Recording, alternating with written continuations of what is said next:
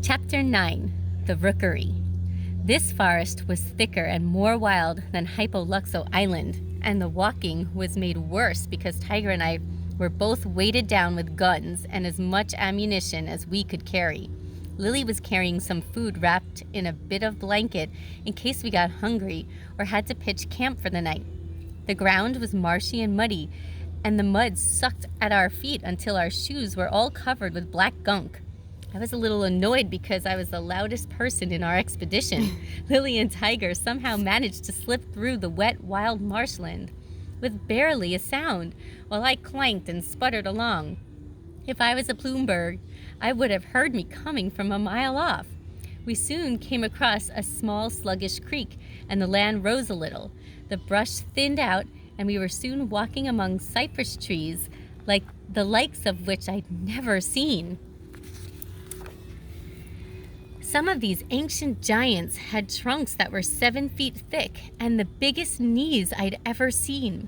Cypress are interesting trees, since they usually grow in water or on wet ground. Where most tree roots would drown, the cypress makes its roots grow straight up out of the ground, like big knobs surrounding the main trunk. These are called cypress knees, and they help the tree breathe. Most cypress knees around Hypoluxo Island were just a few inches high, but some of the cypress knees along this creek were up to my head. None of us, not even Tiger, had any idea cypress could get so big. We followed the little creek, but it kept getting smaller until it finally disappeared altogether, and we climbed into a forest of cypress giants. The trees were so big that when we tilted our heads back and looked up, we could scarcely see the open sky far above. I felt a hush fall, as if we were in one of Europe's grandest cathedrals. "This is amazing," Lily whispered. I nodded. "Sure is." And it was. The giant trees were cloaked with Spanish moss, so they looked like knobby old bearded giants from the picture books and fairy tales Mama read to us. I'd never seen any place so wild and lonely, but also so beautiful. Without even thinking about it, I reached out and took Lily's hand, and she smiled at me. Even Tiger seemed a little awed by this example of God's creation. We walked until the trees began to thin, and we saw more water through the cypress. I didn't know what this new water was called, but I hoped there were birds ahead. Then we heard the cries of birds, and my heart quickened. Slowly, with Tiger in the lead, we emerged from the cypress forest and saw a small hammock of trees standing not too far off, with a pool of low-lying water extending from its base. The trees were buzzing with activity. "A rookery," Lily said happily. "Look at all those birds, Charlie. It's pretty, ain't it?" "Isn't it?" I automatically corrected. But she was right. It was pretty. The trees were draped with every kind and color of bird that I could imagine. There were birds in white and pink and black and blue and red, with big wings and short wings, long curved beaks and short, sharp beaks. They fluttered up from their roosts and jolted along the thick branches in such great numbers that I could hardly see the trees underneath. "Stay here, Lily," I whispered. For once she listened. I motioned to Tiger, and we crept forward. I'd never snuck up on a rookery before, so I didn't know how easily the birds would spook. But the last thing I wanted to do was scare away all those hundreds of birds. I figured that one rookery alone must have been worth $1,000, maybe more. Tiger slipped his gun from his shoulder. "You go that side, I go this side," he said. He pointed, indicating that we should come at the birds from 2 different directions. This was the best way to hunt, because otherwise we might scare them off in one direction. When I gave the signal, I said, "Start blasting." When I give the signal, I said, "Start blasting." Tiger nodded, looking excited. We crept in different directions and finally positioned ourselves so Tiger was at 7 o'clock and I was at 4 o'clock, facing the rookery. We didn't want to be exactly opposite each other, just in case one of us misfired. I hid behind a palmetto bush while Tiger positioned himself on the edge of the swampy ground. I wasn't worried any more about spooking the birds.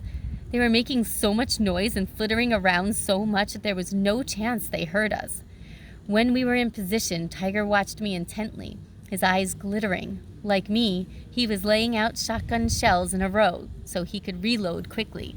Finally, it was time.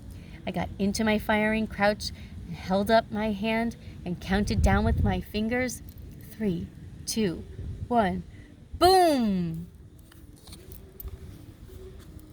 Our first blast shattered the calm afternoon, but it was impossible to tell at first whether we got any birds. I quickly ejected the smoking shell, loaded another, and fired again, then again, and again. The birds took longer to react than I expected, and we got off several shots straight into the thickest part of the rookery. I figured they were making too much noise to hear us at first. When they finally did react, they took off all at once, and the hammock looked like a volcano erupting feathers and birds. They flew in every direction, including right over me and Tiger.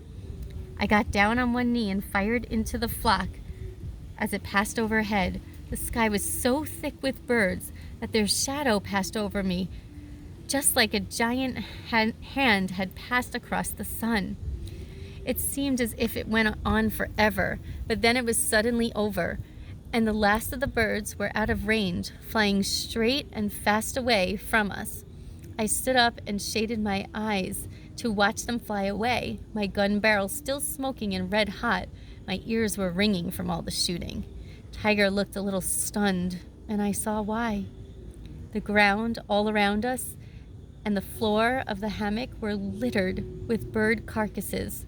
Lily ran out of the woods and joined us, and she seemed shocked too. She just looked at all the birds on the ground in great heaps.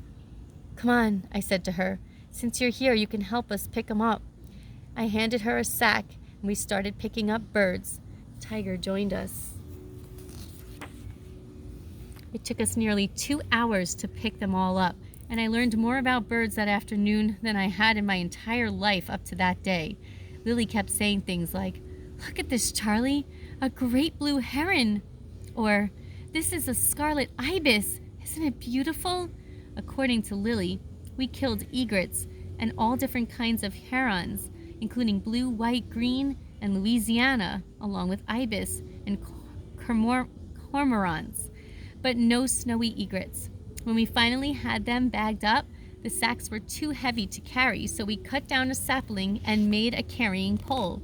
We tied the sacks to the pole and set off for camp with the sacks swinging between us.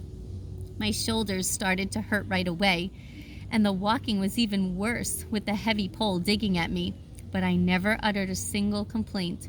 All I could think about right then was how much money was in those sacks, and how the Great Plume Bird Expedition was probably the best idea I'd ever had.